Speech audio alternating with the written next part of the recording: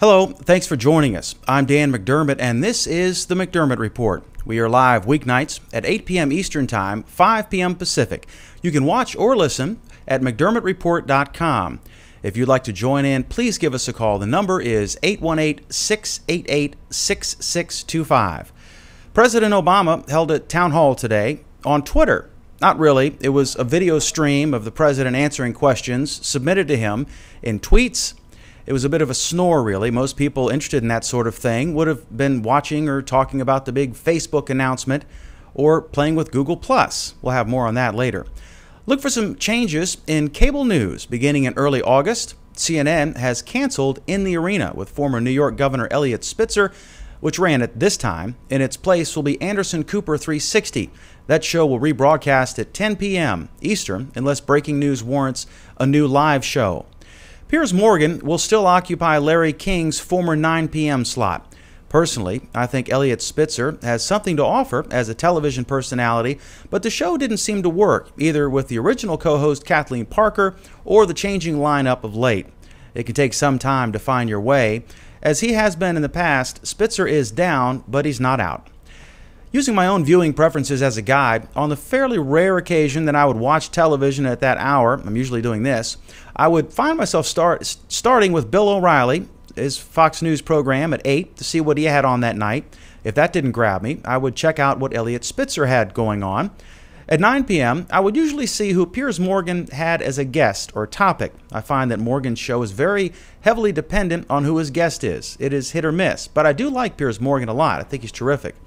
At 10, I would check out Anderson Cooper, who always seems to have a good variety of guests and topics. Cooper's show is largely dependent on whether there is breaking news that night. CNN always does well in a crisis, especially one that's happening overseas, the Arab Spring, for example. Their world reach is the best of all the U.S.-based choices. The 8 o'clock hour is tough in cable news.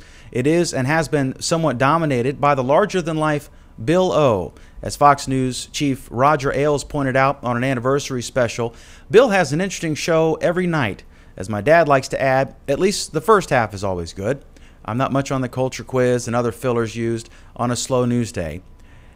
And today is not a slow news day. In the UK, there's a tabloid run amok, a big scandal, and we'll talk about a whole bunch of things, but we're going to begin with Emily Williams, who is the chief political writer for the Lynchburg Times in Lynchburg, Virginia. Emily, welcome. Thank you for joining us. So tell me, give me a synopsis here. I'd heard inklings of this thing for some time, and apparently it's just getting worse. And pardon the pun, more tabloidy. Well, that's right.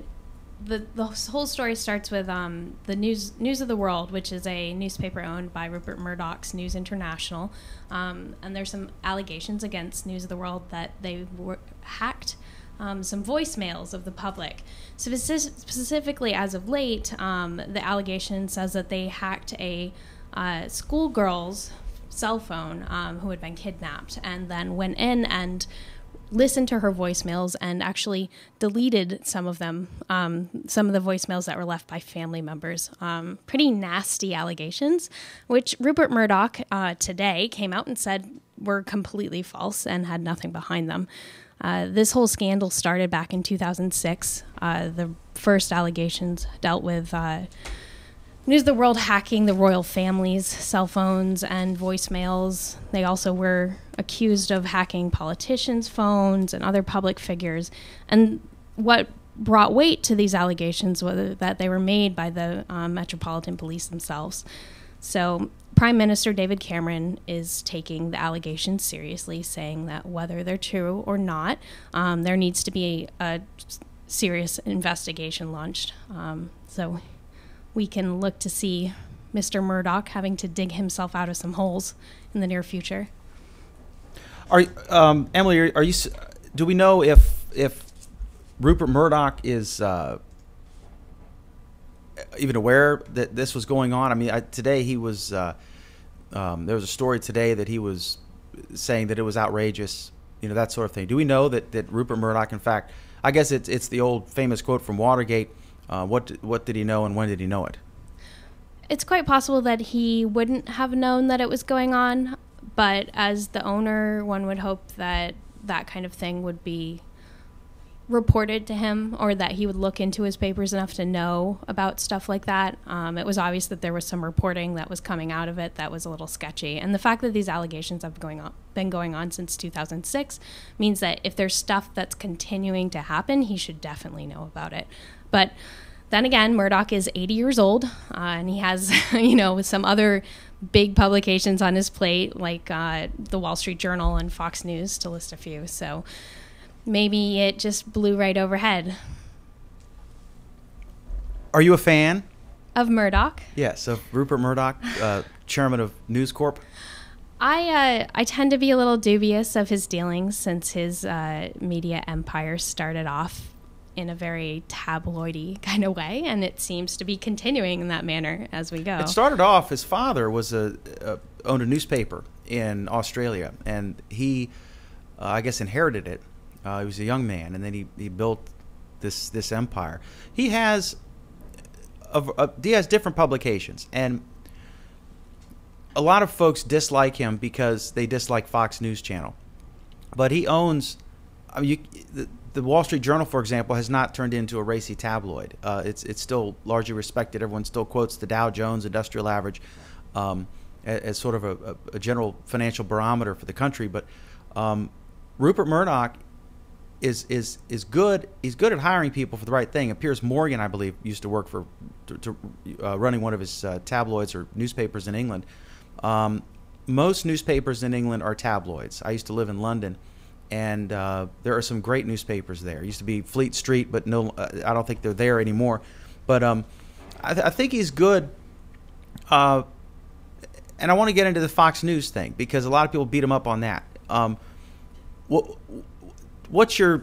me what if you had to describe to someone from the Ukraine who had never heard, they'd heard of Voice of America and the BBC and maybe, whatever, but how would you describe Fox News Channel? Well, and I think you have to look at the history of broadcast news when you're talking about Fox News Channel. I'm, of course, going to answer this in a very roundabout way, because that is the thing to do when you're talking politics. But Fox News Channel came about, and Murdoch specifically said that he wanted it to be a conservative channel. And I think that you could argue that since Fox News became super conservative and successful, that it has driven polarization into broadcast media. When you say super conservative, are you talking about, because like Bill O'Reilly isn't hardcore Republican line. I would say he's right of center, and he's conservative in the sense that he's old fashioned. Sean Hannity, hardcore Reagan Republican. Shepard Smith, I would say, I don't know. I wouldn't be surprised if he had voted Democrat in the past. I mean, the morning show is largely conservative.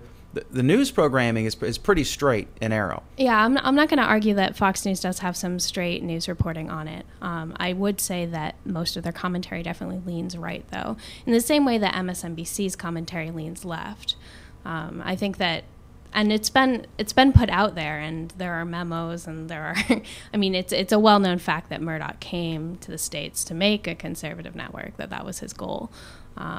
Well, yeah, he does fill a niche, though, and you see. I remember. First of all, if you'd like to join in this debate, please do so. Give us a call. We'll put you right in. Our number is 818-688-6625. We'd love to have you as part of this. Just tell Shara, your name, and we'll get you right on. But traditionally, there were the broadcast networks, and there was PBS. There's the PBS NewsHour, and there was the ABC, CBS, and NBC. And then Ted Turner, I think 1980, right around there, 1980, started CNN, the idea of a 24-hour news network. It was ridiculed. They said it was called the Chicken Noodle Network. Of course, you wouldn't recall this because of your age. Not at all. But it took off. It took off, as I said in my opening, it took off in times of crisis when we would bomb somebody, or the Iranian hostage crisis. Those sorts of things were terrific for CNN. But if in fact, I'm correcting myself now. I don't think CNN existed when the Iranian hostage crisis came on. Nightline came into being then. It was a nightly show about the hostage crisis and then stuck around to this day.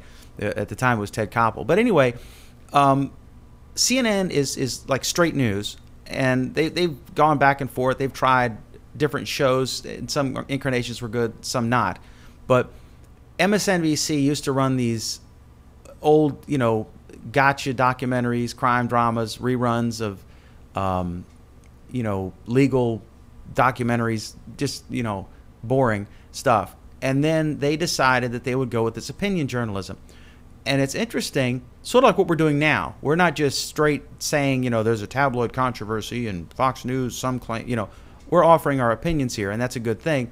But Fox News, I think, it's tapped into this group of angry Republicans, and a lot of folks just watch it. I like it. I like O'Reilly. I like Sean Hannity. Sometimes I don't agree with him on everything, but we had a couple exchanges, and he's a good guy. But I don't know. I just to straight up blow it off. I think it adds to the debate. I think it's good to have a conservative network. I think it's good to have a liberal network. It's good to see that MSNBC is getting stronger. Rachel Maddow is terrific at what she does, and it's good because sometimes you need a check. I remember when the thing was going on in Wisconsin, and I think Governor Scott Walker obviously was clearly trying to screw the unions. But I think in this case he was right, because you basically had money laundering going on, where the Democrat legislators would pass laws that allowed the unions to have mandatory dues. So if you are a teacher, you have to be in the union, or you cannot be a teacher. And if you're in the union, your dues are automatically deducted from your state and local government funded paychecks. And then that dues money, even though the unions are typically 50-50 Republican Democrat, the union money goes like 93% to Democrats. So you would see this skew. And if you're a Republican or a moderate or apolitical, in order to be a teacher, and in most cases you have to teach a public school because there are more jobs in the public realm than the private realm in education. And I'm a former teacher myself. But imagine if you're a Republican or independent and part of your paycheck is deducted without any option on your part. It just happens. And that money was going to field people that you disagreed with. It's clear money laundering. So MSNBC was just all this garbage about, it's, woe to these poor, public employees, blah, blah, blah. And Fox News was, of course, applauding it, but they weren't able to point out the hypocrisy in it, in that Scott Walker exempted the public safety unions. He was screwing the teachers, but he was not willing to do the same to the police and firemen who vote Republican and whose unions endorse Scott Walker and the Republicans. So you need both. On certain issues, you'll watch Chris Matthews will have one take, and Sean Hannity will have another take. I think you need both. And I think what Rupert Murdoch did with Fox News and with Roger Ailes is they put on compelling television where it's not, on a slow news day, it's more interesting to watch Bill O'Reilly analyze things. It's more interesting to watch Sean Hannity, drag some crazy supporter of Obama and make it look like Obama's a communist or something, or a terrorist or whatever. But I think on a busy news day, CNN excels. So I think it's wrong to just. I'm not saying you're doing this, but I think a lot of people just roll their eyes and say, "Oh, Fox News Channel, Murdoch," and just paint all of his properties with that same brush. That said, this is a pretty sleazy scandal.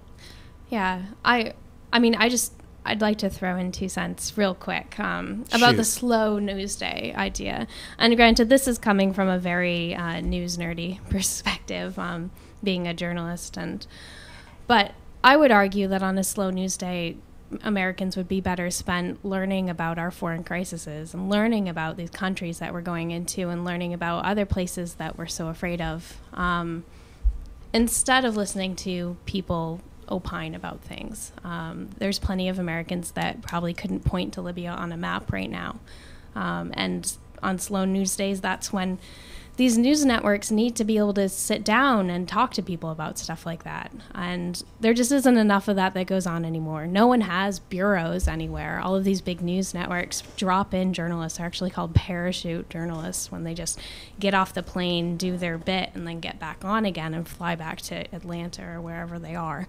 And it's just a shame. It's a shame that money is going towards personalities, which, while they definitely boost ratings, and there's definitely a niche market there for what Fox News does, and I don't deny their commercial success, but I mean, if that money could be put towards employing journalists to be in bureaus and do decent, hard reporting, I think that we'd be a better educated population.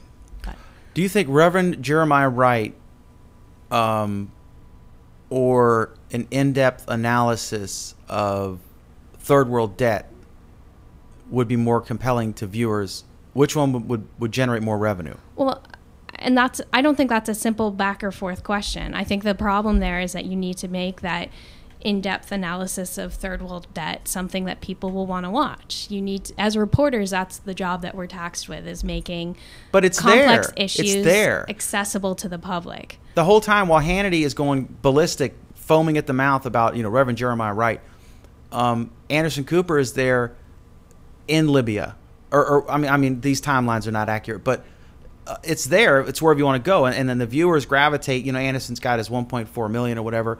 O'Reilly's got his 4 million. Hannity's got his 2 point whatever million.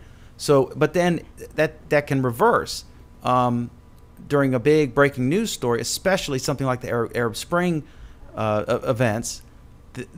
Then CNN does better. It's kind of like, it's still there, and I don't think we should say Fox News should stop doing what they're doing and MSNBC should stop doing what they're doing, and we should just have NPR, BBC style, world news, even though it's important. Most people could care less.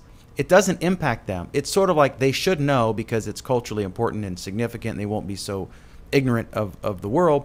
But to your average McDonald's worker, grocery store worker in the United States, to your average, housewife, house husband, they're not affected at all by what's going on in these countries. And so to get them to watch, it's like their attitude, why? It doesn't impact me. But that Jeremiah Wright guy, Obama's, evil. I mean, that kind of thing. They want to get all excited about that, even though, frankly, most people's lives did not change significantly. If you weren't in the military or worked for the government, did not change significantly when George W. Bush handed the mantle over to Barack Obama. None of this, matters to the average Joe on the street. We can argue about it all day long, but I don't see where. I think Rupert Murdoch, I think Fox News has made the other networks stronger, and I think it's added to rather than detracted from the wonderful diversity that is out there.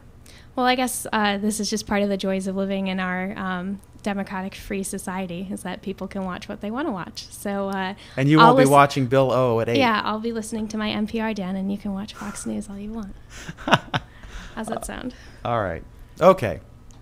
All right. So if you want to weigh in, beat me up with Emily. 818-688-6625. That's our number. How many? On this British tabloid thing, how many people were hacked? Wasn't it thousands of people? I didn't come across an actual number. And of course, there hasn't been any definite accusations made. They're all allegations still. But this is the same story that's been going on for years. Yeah, it just keeps getting worse. 2006, so 5 years now. Now, what's with the girl? Tell me this again. She was kidnapped from school, I believe. And the deal is that they supposedly hacked onto her cell phone and were listening to voicemails that her family members were leaving for her while she was kidnapped, and they deleted some of them after they listened to them. So they were personal voicemails that, of course, the sad picture here is the sad, distraught family members are calling their little girl hoping she'll pick up, and the big bad news corporation is deleting them. I guess it looks horrible Rupert Murdoch for them. Personally, Rupert Murdoch personally deleted these. They were deleting the voicemails after she died? No, while she was kidnapped.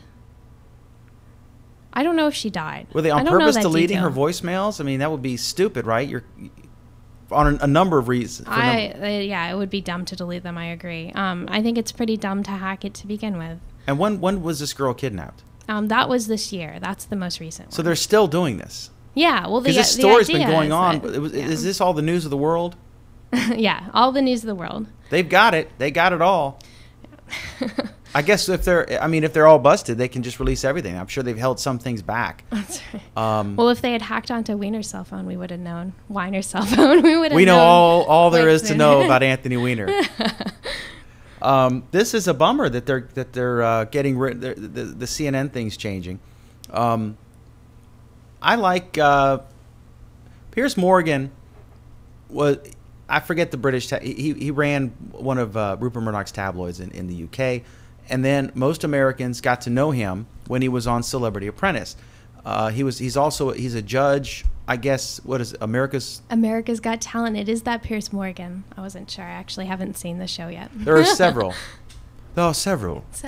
Yeah, I like his show. I mean, but anyway, he's on. I like him at 9 o'clock. Now, before what I was saying earlier, his show is straight up celebrity. You know, it's a lot like Larry King. I like it, but it is very dependent on who he has. He had. I forget. He'll have Barry Manilow one night. He'll have a prominent politician the next night, Paris Hilton, whatever, Lloyd Bridges. And then he'll have, but before that, 8 o'clock, the news that prompted all this was that Eliot Spitzer is getting canned effective August or moved, but his show is being canceled. I remember when it first came on, it was Eliot Spitzer and Kathleen Parker, who's a Pulitzer Prize winning writer. They obviously did not get along. They just straight up didn't get along, and it was apparent. And it wasn't in a way like Eleanor Clift and Pat Buchanan making compelling television by yelling at each other. They just straight up didn't get along, and it was icy. They weren't a good odd couple. They were not a good odd couple, and so they, I guess they had to dump one of them. And Eliot Spitzer clearly is an intelligent, experienced political guy, and he's just, in my opinion, stronger on television than she was. So she got the boot, and then they had this like revolving.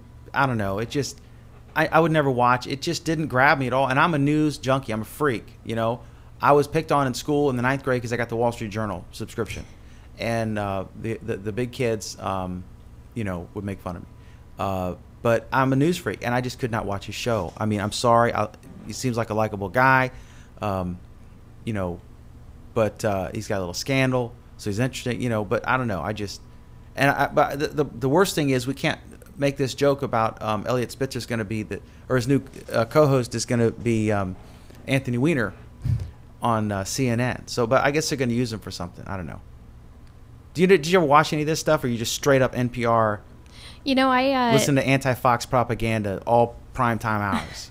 I haven't had extended cable for quite a long time. I watched quite a bit of broadcast news in J school, journalism school, but before that I went to my undergraduate college actually outlawed television.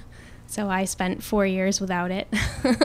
And after that I was in Germany, so we saw CNN International, but we missed all of these fun programs. So while some of your fellow countrymen were defending the United States, you were off in Germany.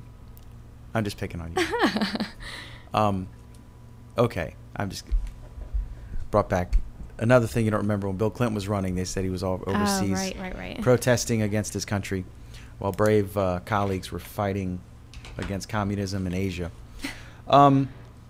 All right, last thing, interesting, David Cameron's in a bit of a pickle. Rupert Murdoch, of course, is generally a conservative guy, but he's not afraid to support a member of the Labour Party over in the UK. I think he was pretty.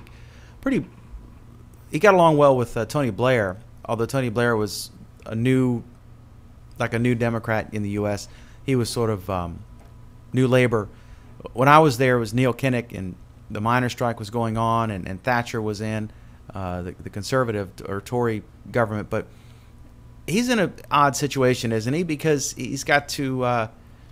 It's sort of like Barack Obama with friends with Google, and Google big supporters of Obama, and then these FTC goons are going after Google with this investigation. Isn't this? He's in sort of an awkward position himself. David Cameron, being a conservative prime minister in the UK, in England, calling for an investigation of Murdoch's empire. Yeah, and I think he actually realized that about halfway through today, because the initial quotes that were coming out were using really strong words like revolted, and later on he started talking about the fact that there was no, even if it didn't happen, there needed to be an investigation. So it sounded like after Murdoch came out and made his statement that Cameron was backpedaling a little bit. But I think that because so much of this was on politicians and it's been going on for such a long time that, and when you look at it, like we said earlier, Murdoch could very easily say he knew nothing about what was going on. So I think that it's not like he's personally taking down Murdoch. It's just one of his publications. A meager finger on the Murdoch body, I guess. Well, I don't know. It's entertaining. It's a great tabloid story, and we shall see. All right, let's change gears. I'm trying to get her. She does not have Google Chrome, or I keep saying Google Chrome, Google Plus yet. I want to talk about that. I'm hoping to get anybody who wants to call, give us a call if you'd like to chime in, 818-688-6625, and we'll get you on the program. Okay, Google, or I'm sorry, before that, I wanted to mention this. We had a sort of a late-breaking story on the budget.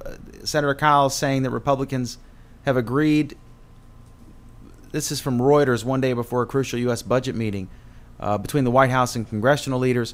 High-ranking senator said Republicans have agreed to including significant revenue increases in a framework to reduce the deficit. Apparently, it is they've agreed to some, I guess, getting rid of tax breaks, as long as they're offset with tax cuts. And then I'm guessing toward the end of the negotiations, that second part might be diminished a bit. I don't know.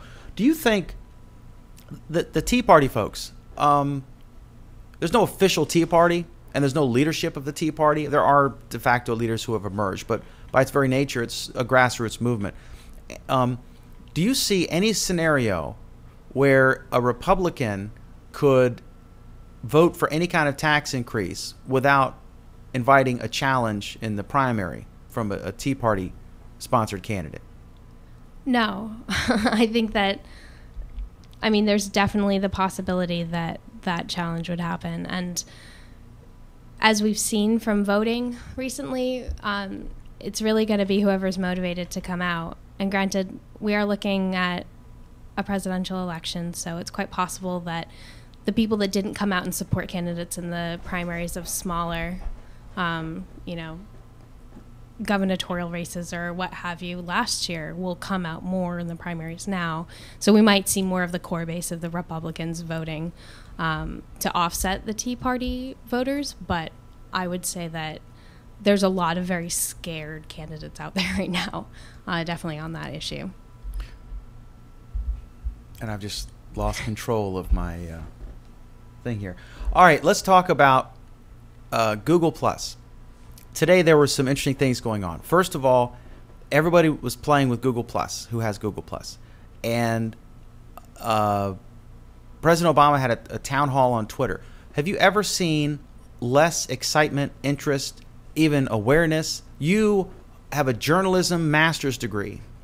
You are a senior political writer for the second largest newspaper in Lynchburg. And you said, "Oh, was that today?" I tried to watch it, and it was like, oh man, it just didn't grab me. I don't know, and I'm thinking, everyone, it was bad timing.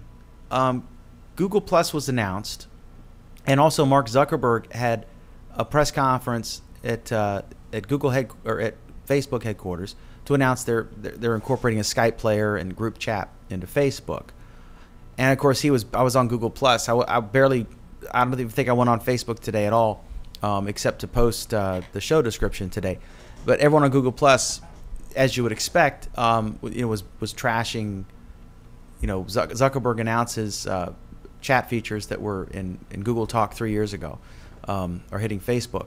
But I don't know. Have you? I mean, am I wrong, or is this just like nobody was paying attention or cared? Even Reuters. I was looking to read the story because I just frankly I wasn't interested enough to watch it. And I'm a political junkie. It was like it was like Spitzer's show, but not as interesting.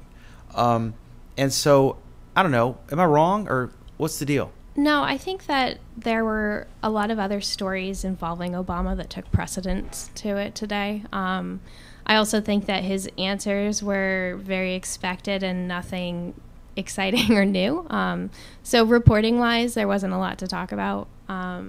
They also, but there was. I read a great breakdown of it on a New York Times blog, and there was a lot of criticism based on who was allowed to ask questions, who the mediator chose, and it, like John Boehner was one of the tweets that got answered. He's the Speaker of the House, for anyone who doesn't know. What a coincidence. Yeah, and he just talked to him on Sunday in his secret meeting, which everyone's calling it, and I guess it was secret, but it makes it sound like they were doing something a lot sketchier than talking about the deficit. But Boehner's question was just simply, where are the jobs? So, I mean, that's obviously a question that the two talked about on Sunday.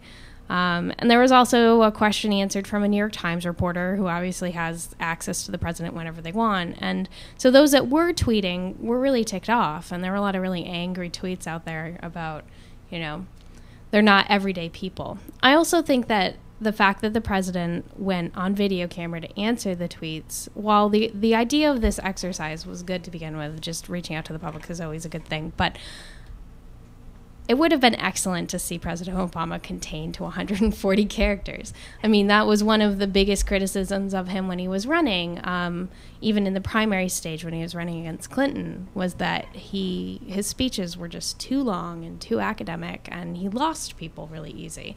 That he was still speaking like he was a college professor, not speaking like he was a politician. So I think limiting his time would make a lot of sense. I think that he needs to get those short answers out there. But then again, he is the president, and he does have probably 30 people working for him telling him what to say. So it's tricky. Prince Charles has 130. I'm sure President Obama has more.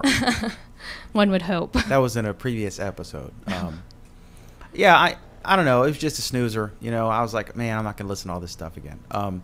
And then earlier, Mark Zuckerberg, this was interesting. I don't have a thing, but anybody watching this probably watched it. So I don't know if you saw it, Emily, but it was like a conference room with folding chairs, and I'm thinking, this guy's got 750 users, 750 million users, right? And they say it's a new something awesome will be announced. So they're streaming it on live stream. So I'm waiting. I'm thinking it's going to be like Steve Jobs when he does, a big announcement. It's in a theater, and there's this big thing, or when Google does something and there's people applauding and going crazy. Like the iPhone announcement. Do you remember that one? That was amazing.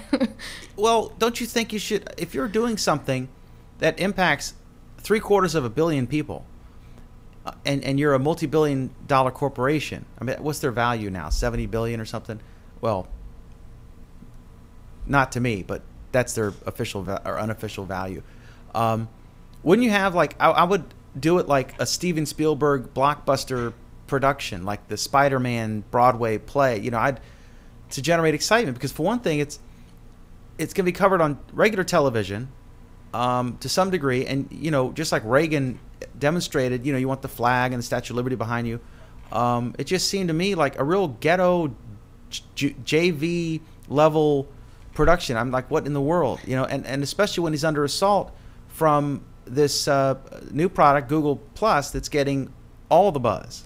Well, Facebook's always been a little ghetto. I think that everything in its development, and even the mistakes that they've made, especially with privacy issues with users, have been, very telling of how grassroots, I guess, the company is.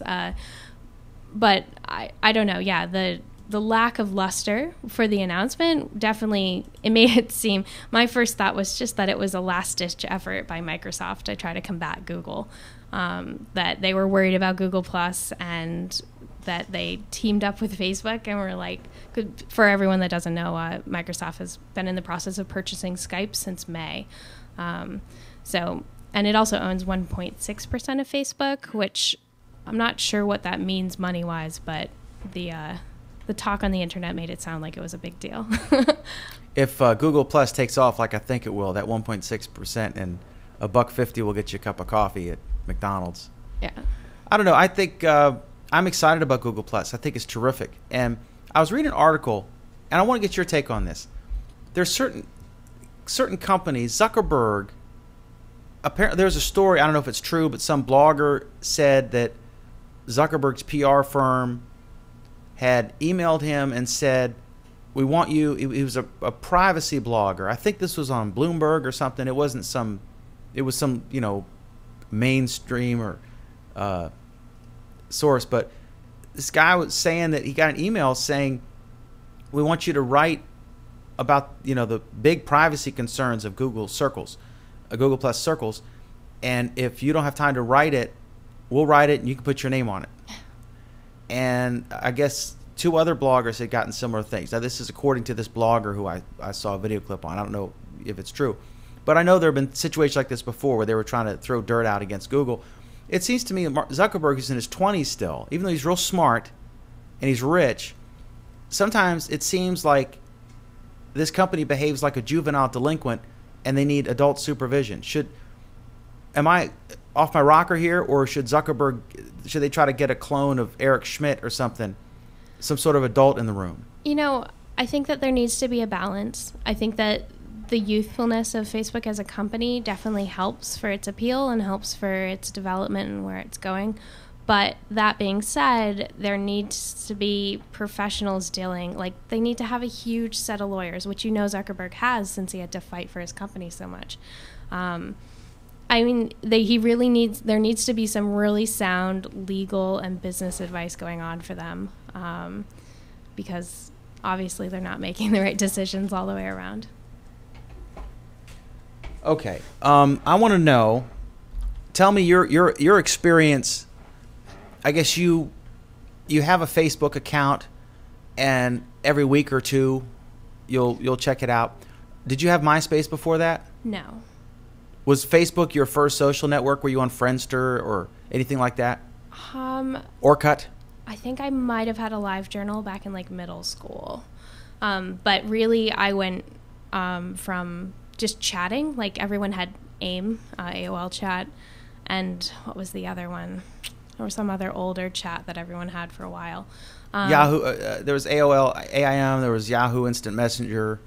Microsoft has one, right? There's an even older one that I think doesn't even exist in any form anymore that we had before that. But anyway, from there I went to Facebook, and Facebook was it was a big deal. It came about.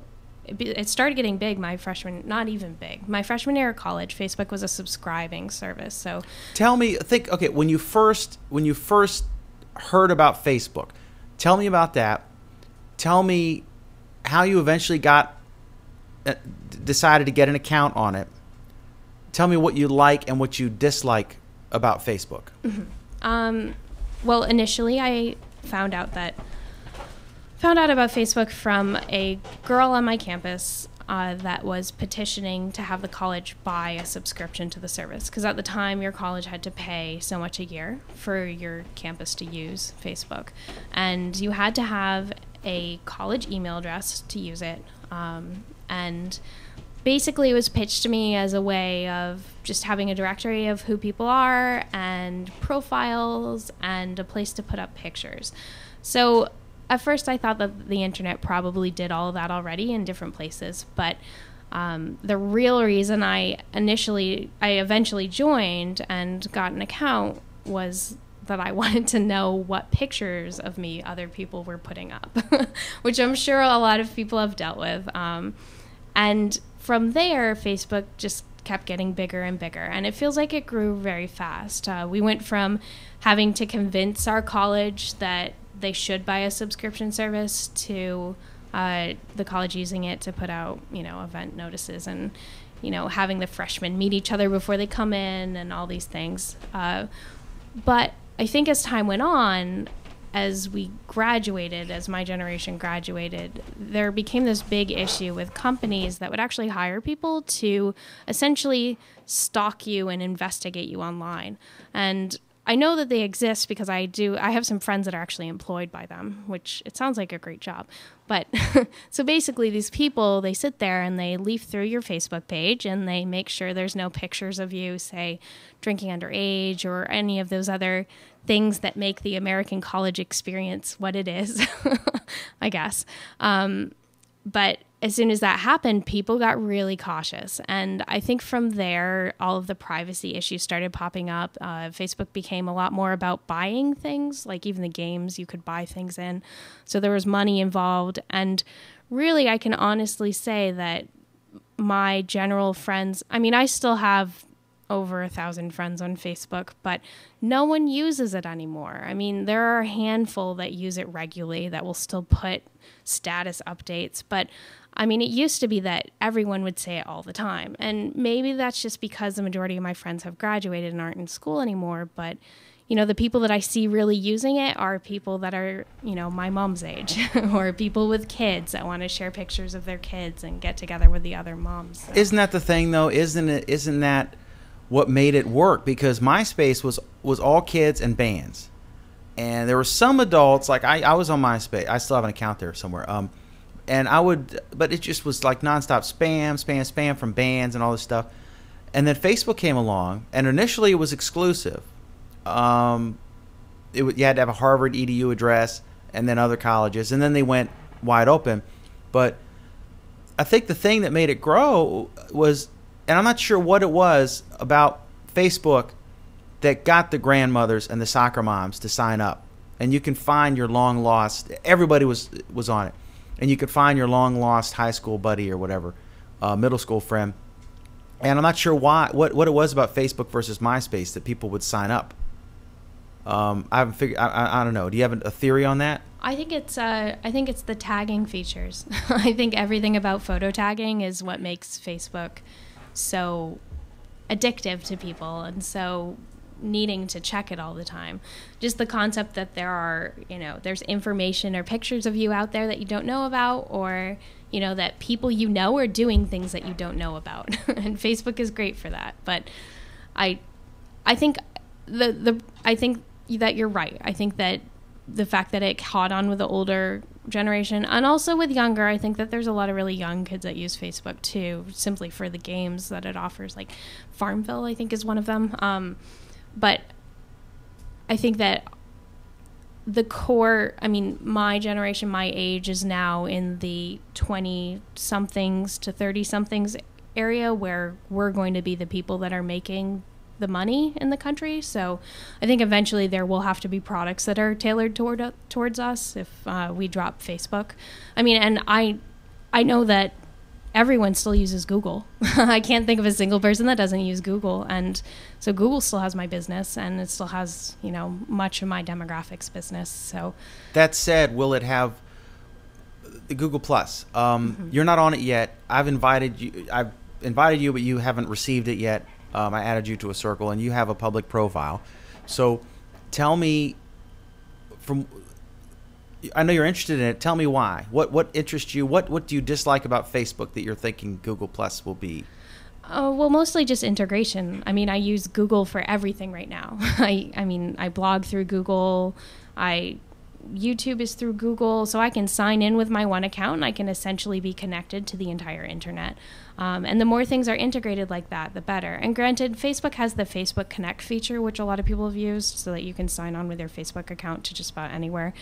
But if Google can integrate everything into their one system and you can access it all from that little tab at the top, Maps, Google Maps, I use that almost every day. It's stuff like that it's an all-around package. And Google is also, everything they make is so simple and easy to use, and it just looks nice. It's clean, I guess. So yeah, they had the guy from one of the original Mac designers, Macintosh designers, do this template. It's sweet. I mean, it's awesome. I like it. I like it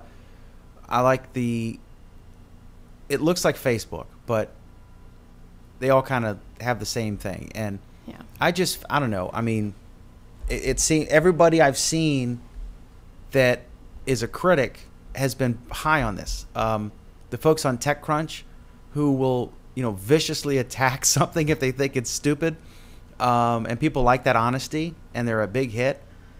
They are all high on it. And then I watched This Week in Tech, and they're all Leo Laporte. His Facebook profile picture has a "I've moved" picture, and it has a little Google Plus thing. That's excellent. And then folks are making all these graphics of like famous, like, I don't know how you say it, the B word slap videos, and they'll have like a plus beating up the Facebook logo, boxing scenes, where the guys get clobbered and it's plus clobbering them.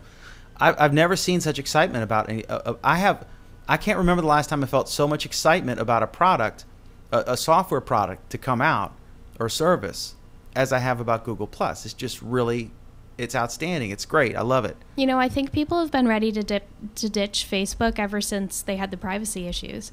Ever since people found out that they were essentially selling their personal information to advertisers without their knowledge.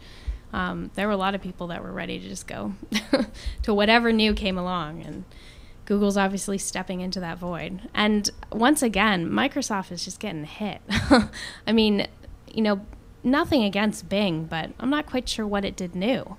There was such a huge launch for it and so much hype, but I can't name a single person that uses Bing regularly. I think, Bing, I got a little weird beep. I don't know if you guys can hear it. I'm reading an update on one of my computers here about this big headline on Drudge Report. Drudge is so good. Rivals pound, media war of the century.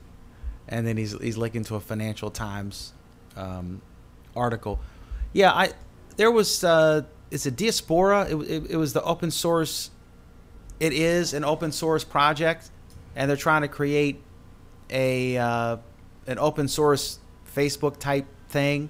And I don't know what the status is, but a bunch of people just started donating money to this group that was trying to form. It's like people want social, they want to be able to hang out, but they really dislike Facebook, and they don't particularly care for Mark Zuckerberg, and they just the privacy. It all boils down to, I really think it's like a juvenile in need of an adult in the room. They don't seem to be behaving. They're big, and they got a lot of money now, but I think folks are looking for anything different. They really are. And that's what they were so excited, because it takes a big company to beat up a big company at this level, because in order to you got to have money. It's not like the old days when you could just throw up a website. You've got to build servers to handle the traffic, and even Google can barely keep up. Their own word was insane to describe the growth, and it's just, you've been waiting a couple days and you haven't got an invite yet. Yeah. And now there's stories cropping up, how you can get an invite. And once I forget where, I don't know if this was ZDNet or CNET, but it said, here's how, and this is their theory. You have to have a Google profile, and it needs to be public, because remember, all the private profiles are going to be deleted in July 31st, I think. So you have to have a public profile, and of course a Gmail address with that, and then someone adds you by email address to their circles, to one of their circles, and then you will hopefully at some point get an invite in your Gmail account. Mm-hmm. And that's how I got it a few days ago from Kat Ballard. But it was true. I don't know. I really like it. It's awesome. It's all done. I was like late getting the show ready because I'm playing with this thing, and it's exciting, to see Facebook getting it on the nose. And just as Fox News has made CNN stronger and made an MSNBC stronger, I think it's good to have a serious competitor for Facebook, because like you said, everybody's using Google. Everyone uses Google every day. I mean, everybody's on the computer. Everyone's on the internet uses some Google product every day. I don't know how you could possibly not. I mean, who's going to Yahoo search? No one. Now Bing does a good job, but Google just I don't know, they're just better, and everything they do is great. And one of the things that's really interesting is they have all these services. Like I had a Gmail account, but I forget what it was called, but Dan McDermott was taken, so I got McDermott Report at Gmail. But I never used Gmail. I used Yahoo, which is really just a terrible company. And I've ranted about that, but I'm not going to get into that now. They just don't care about their customers. But anyway, so I've always used Yahoo. But what I found with Google Plus, I trust Google. And there's 2 points. One is, what is this inherent, we like Google and we trust them? How did that come to be? And second of all is the point that the Google Plus service is going to cause people to either discover or rediscover a whole bunch of Google other projects that they weren't using yet and discover how cool they are, like Picasa. I've never used that. I mean, it's got something to do with photos, right? I'd never used Gmail. And now I had to have a Gmail account in order to get Google Plus, and it's like awesome. And I was like, I can't believe what I was missing all this time. And then, but first of all, do you agree that there's this natural affection you have, that you get excited whenever Google does something because you know it's going to be cool and you're not at all threatened by it? When Facebook does something, the first thing is the knives go up. Oh, Zuckerberg's, off on it again. Am I right about this this natural inclination to trust Google, and is that warranted, and where did that come from? I really don't know. I mean, I think part of it must be from the design, the fact that it is so open and clean looking, just their website. And even their ads are tiny. I mean, if you didn't know they were there, you wouldn't notice them. I don't know. I get the same way when Apple releases a new product, though, and they've had some stumbles over the years, but still, I mean, when the iPad came out, you know it's going to be cool. You know it's going to feel good in your hands, and you want to look at it and play with it. But I think Google's the same way. They just have done an excellent job of keeping everything very consistent in their company, and kudos to them. Google has the Emily seal of approval. They do. Unlike a certain news network. I also really don't like Yahoo. You know what I call people who still use Yahoo? And granted, we use it for the Lynchburg Times, so I guess that's us too. But I call them Yahooligans. Or AOL Army of Losers. Do people still use that? Yeah. Do you still get those free CDs in the mail? One of the last commercials was someone getting one and making a prize. It was funny. Yeah, I like Google. I trust Google. I think they've earned the trust. I mean, what's their biggest scandal? This thing where either a renegade person or they accidentally captured data from Wi-Fi that was being broadcast to anybody. Anybody could simply have looked at it, and they never misused it, and they didn't even know they were doing it. And that's the only scandal that they have. Well, I think that you'd also have to look at all of the legal battles they have with Google Street View on the maps section with different countries around the world. They've been having a lot of trouble with that, with privacy issues. Yeah, but it's a public street. I mean, some people are anal, yeah. And these countries are just straight up stupid. If you have a public street, if I can legally drive and look at your house, what's the difference? What's the difference between that and... I mean, is it illegal for me to just take a picture as I'm driving by and like, oh, what a pretty neighborhood? I mean, could I be thrown behind bars for that? Oh, I totally agree. But I mean, in some countries, of course, you could. Right. But like in the UK. Or Germany, I guess. But the UK, they have a very different view of what we would call First Amendment freedoms over in the United Kingdom. But on a side note, and I don't blame Google at all for this, but I have been, of course, on the real estate hunt, which everyone knows that's been tuning in, to our program. And there are scammers on Craigslist that are actually using Google's Street View pictures of people's houses, like actual, houses in Lynchburg or other places, I guess, and putting fake ads online and then asking people to submit to credit reports. But, like any company, people can use stuff for bad, I guess. Craigslist is the same way. People use that for bad all the time. But, that's my 2 cents. My Google scam, I guess. But even, I don't know, it's not like they're secretly conniving and doing things. Oh, it's true. I mean, everyone knows what they're doing. Everyone knows, and I think, can't you put a request in to block. Just like I think Murdoch was off on this crazy thing about Google's, stealing our content. All they're doing is generating traffic to their site, and it's not like they're printing huge chunks of the content. They'll put a sentence or two, and then you click to it. Just like Drudge. Drudge will put a headline or his own headline and just link to your content. And Google News is great because it gives a variety of news sources a chance to get clicked on by people. I mean, if you have a story on the hit story that everyone's Googling, see, it's even part of the vernacular, the hit story that everyone's Googling, then you have a chance to get a lot of views, which as a journalist, I mean, that's a great thing. I mean, I love when my stories pop up on Google News. You have to be careful, that's a whole thing.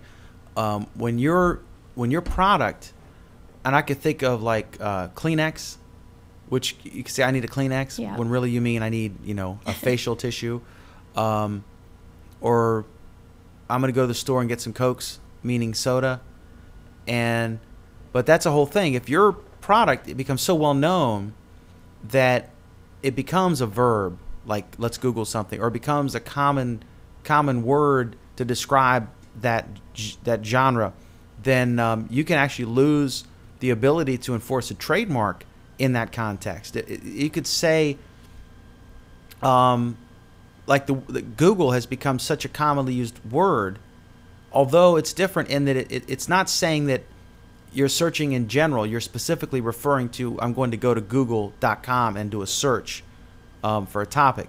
It's not a generic term meaning Google, and then you can go to Bing or Yahoo search engine, or I don't know if Ask Jeeves that we like to say. It does. I looked it up. It's still there. It is still there? Yeah. Yeah, I just like saying Ask Jeeves. But yeah, I just but if it becomes a generic term for search, then if someone used it in that context and Google didn't like it, they may not be able to seek retribution because it becomes a generic term. So. Well, I think that's just a challenge to Google to remain the top search engine that everyone Googles on. Yes, it is the best. And unlike many of their products, this one, Google Plus, actually has a great user interface. It's pretty intuitive. And I just like it. I think it's awesome. So there. Okay, we've done the tabloids. Have we hit everything we're supposed to hit? I think we have. I think we're good. And we've decided that if the Republicans vote for any kind of tax increase, they're in big trouble in the primaries. All right. Emily Williams, lynchburgtimes.com. Emily is the senior political writer for the Lynchburg Times. Disclosure, I am also very much affiliated with Lynchburg Times. And we are on Google News. Some of our stories will appear there. Anyway, we're every night at 8 o'clock, every weeknight, some weekends, but usually not. Weeknights, 8 p.m. Eastern Time, 5 p.m. Pacific. The players are at live.mcdermottreport.com. We're on Blog Talk Radio, Ustream, then it's archived on YouTube. The easiest way to find those links is to go to that live section of McDermottReport.com, and you can check it out. So without further ado, I would like to thank you very much for being here today. Emily, you're great as always. Thanks for having me, Dan. Get to beat up on Murdoch. She raced here for that opportunity. So thanks so much. We appreciate it, and have a great rest of your Wednesday.